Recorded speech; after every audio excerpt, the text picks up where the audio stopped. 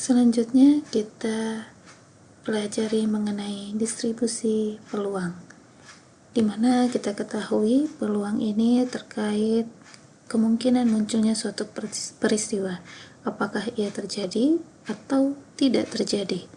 Kemudian jika kejadian itu berlangsung berkali-kali atau banyak sekali berulang kali, maka peluangnya bisa kita susun dalam bentuk distribusi peluang.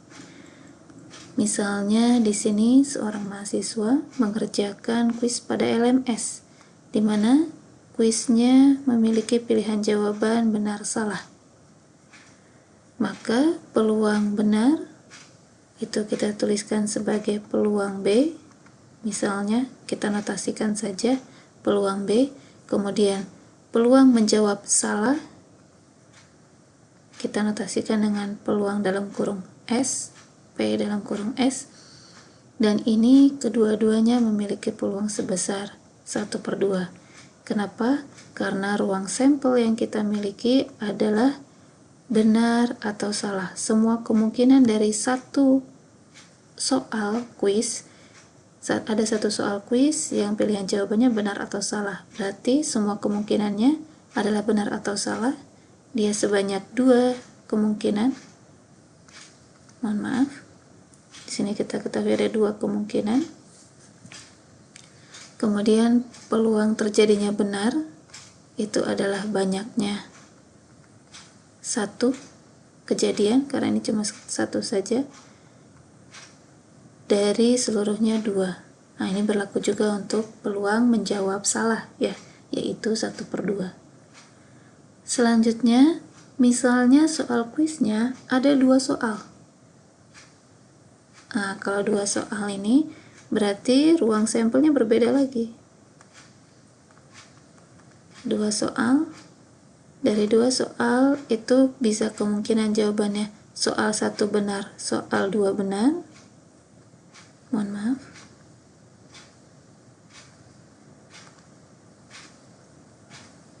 Kemudian soal 1 dijawab benar, soal 2 kita jawab salah, atau soal ke-1 itu kita jawab salah, soal keduanya yang benar, atau kedua-duanya kita jawab salah. Maka ini adalah ruang sampelnya. Ya. Dan masing-masingnya dari seluruhnya ini karena ada 4 dan masing-masingnya kemungkinan terjadinya adalah 1 kali. Ya, menjawab benar-benar itu 1 kali dari seluruhnya, berarti 1 dari 4 alias 1/4. Yang benar salah juga 1/4, salah benar juga 1/4, dan salah-salah juga 1/4. 1/4, kalau ini kita totalkan, kita jumlah seluruhnya, maka hasilnya pasti harus sama dengan 1. Seperti itu ya. Jadi kalau dalam distribusi peluang, ketika kita jumlahkan, kita hitung total peluang dari keseluruhan kemungkinan, itu pasti hasilnya adalah sama dengan 1. Kemudian kita misalkan bahwa yang mau kita perhatikan adalah kejadian menjawab benar. Mohon maaf.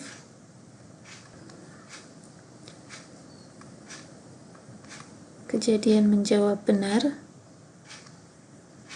kalau kita lihat dari sini, dari ruang sampel benar-benar, benar salah, salah benar, dan salah-salah, di sini berarti kemungkinan keduanya benar. Ini nilai benar pada kejadian ini, nilai benarnya ada 2. Di sini nilai benarnya, jawaban benarnya ada 1. Di yang salah benar ini ada 1 juga. Yang salah-salah itu nilai jawaban benarnya adalah 0. Gitu ya. Saya ulangi, di yang kejadian benar-benar itu kejadian benarnya ada 2.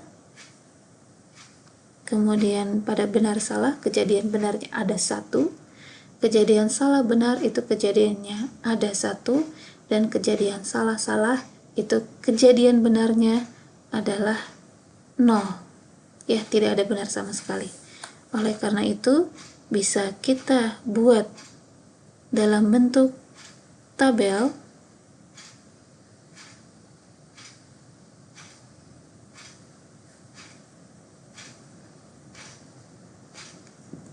bahwa yang mau kita lihat adalah peluang kejadian benar itu bisa 0 tanpa ada jawaban benar, ada jawaban 1 benar, ada jawaban dua-duanya benar.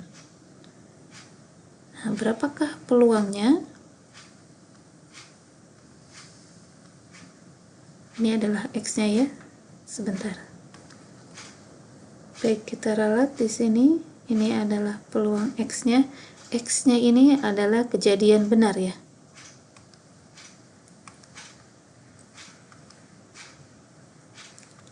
Ini adalah kejadian benar. Nyambung sini ya. Nah, yaitu terjadinya jawaban benar bisa 0 kali, bisa 1 kali, bisa 2 kali. Dimana yang 0 kali itu yang ini. Peluangnya adalah 1/4. Dan peluang yang benarnya 1 kali bisa benar salah, bisa salah benar, itu ada 1/4 ditambah 1/4, hasilnya adalah 2/4. Dan peluang terjadinya benar-benar atau benarnya 2 kali itu adalah 1/4. Maka tabel inilah yang kemudian disebut dengan distribusi peluang. Dia menunjukkan bahwa ketika peluang kejadian benarnya itu ada 3 kemungkinan, yaitu terjadi 0 kali, yaitu salah-salah berarti ya, karena tidak ada jawaban benar sama sekali. Kemudian 1 kali bisa benar-salah, bisa salah-benar dari 2 soal tersebut. Kemudian bisa juga benar-benar, yaitu benarnya 2 kali.